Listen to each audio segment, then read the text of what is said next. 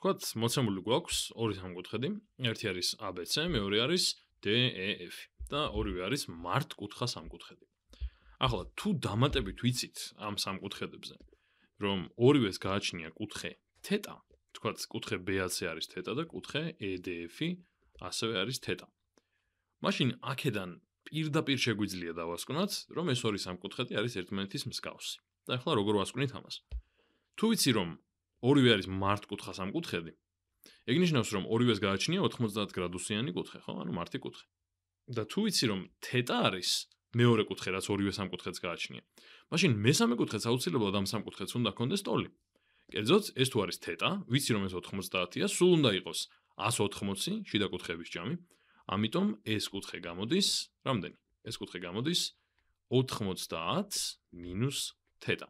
იმიტომ რომ ეს თუ არის 90, დარჩენილი ორი კუთხის ჯამიც უნდა იყოს 90 და ეს თუა თეტა, ესე იგი ეს არის 90 მინუს თეტა. და ანალოგიურად აქაც ეს კუთხე გამოდის 90 მინუს თეტა.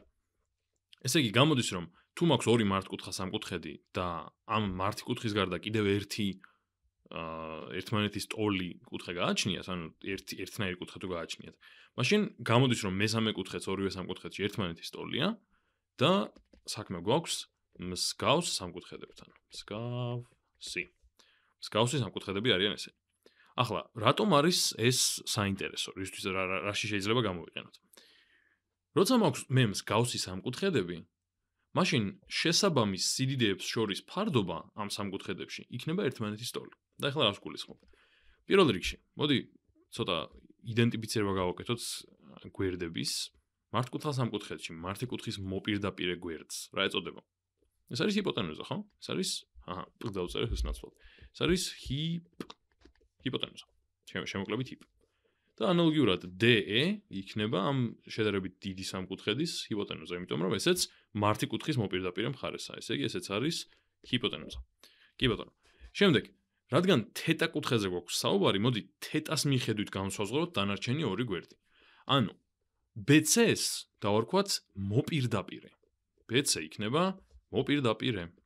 თეტას მოპირდაპირე გვერდი არის BC.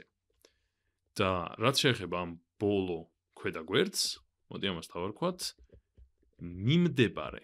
ანუ ახლოს არის თეტასთან, მიმდებარე არის თეტასთვის და ამიტომ ეს გვერდი იქნება მიმდებარე.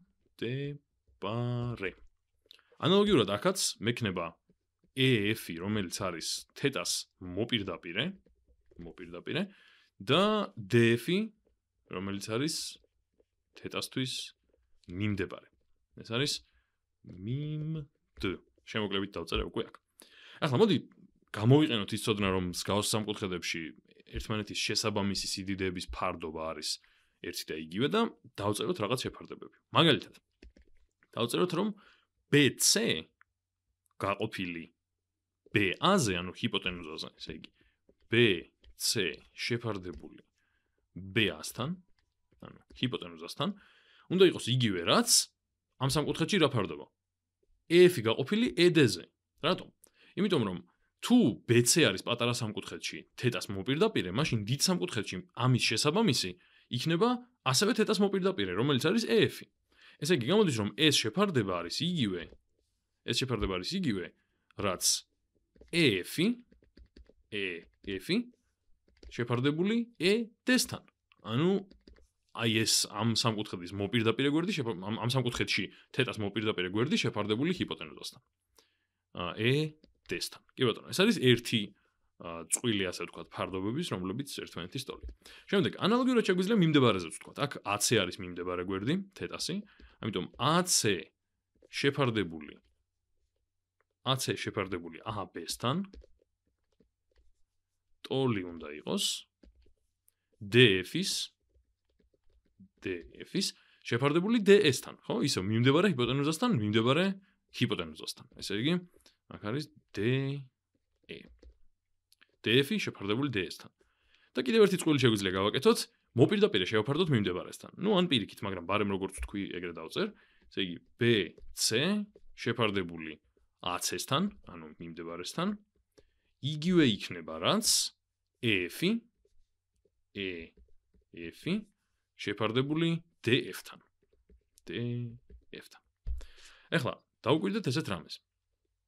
ამ სამკუთხედებში BC და EF ვინ არიან? BC-ც არის თეტას მოპირდაპირე, EF-იც არის თეტას მოპირდაპირე. ესე იგი, მე შემიძლია დავწერო, რომ მოპირდაპირე შეფარდებული BA და ED ვინ არიან? BA არის ჰიპოტენუზა, ED არის ჰიპოტენუზა. მოპირდაპირე შეფარდებული ჰიპოტენუზასთან მართკუთხა სამკუთხედისთვის, კონკრეტული თეტასთვის ყოველთვის არის მუდმივი. ანუ BC გაყოფილი BA-ზე, იგივე რაც EF გაყოფილი ED-ზე, კიდე სხვა მართკუთხა სამკუთხედი რომელმცა იქაც თეტა თუ იქნა კუთხე, მაშინ იქაც მოპირდაპირე შეფარდებული ჰიპოტენუზასთან იქნება აი ამ რაღაცის ტოლი. ანალოგიურად, AC და DF არიან მიმდებარეები და გამოდის რომ მიმდებარე შეფარდებული ჰიპოტენუზასთან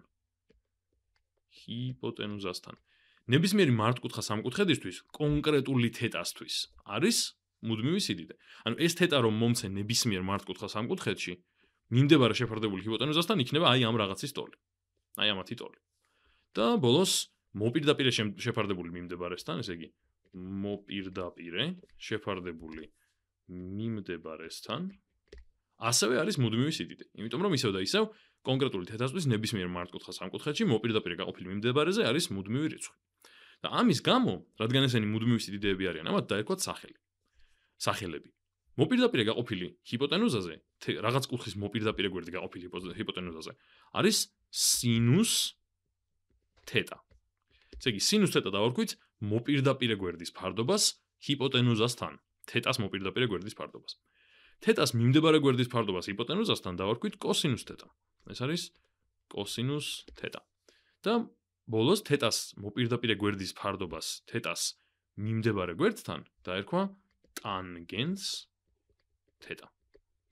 ესე იგი, ჩვენი ლამაზი გზა არის ეს სამკუთხედების მსგავსებით სინუსის, კოსინუსის და ტანგენსის, ანუ ძალიან ფუნდამენტური ტრიგონომეტრიული ფუნქციების განსაზღვრის. ანუ ასე განსაზღვრეთ ტრიგონომეტრიული ფუნქციები. კიდე ერთი გზა, როგორც შეგვიძლია განსაზღვროთ სინუსი, კოსინუსი და ტანგენსი.